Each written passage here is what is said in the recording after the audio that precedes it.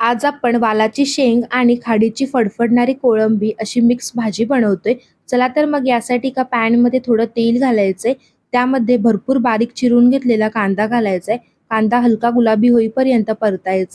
यात अद्रक, लसूण, मिरची, कोथिंबिरीची पेस्ट घालायची. तिखटाच्या आवडीप्रमाणे हिरव्या मिरच्या घ्या आणि हळद घालायची. एकजीव असं मिक्स करून घ्यायचंय.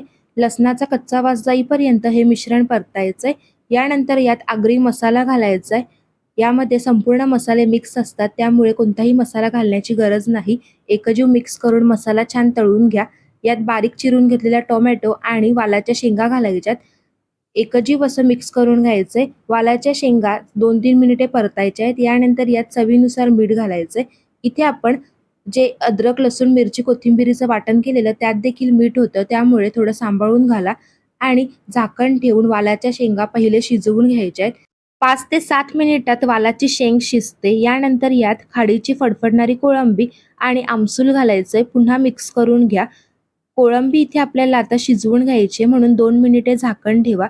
भाजी तयार झाली आहे. ही खाडीची फडफडणारी कोळंबी तुम्ही कशाप्रकारे बनवता आणि कधी ट्राय केली आहे का? हे कमेंटमध्ये नक्की सांगा. गरमागरम तांदळाची भाकरी, चपाती, भात यांसोबत सर्व्ह करा. धन्यवाद.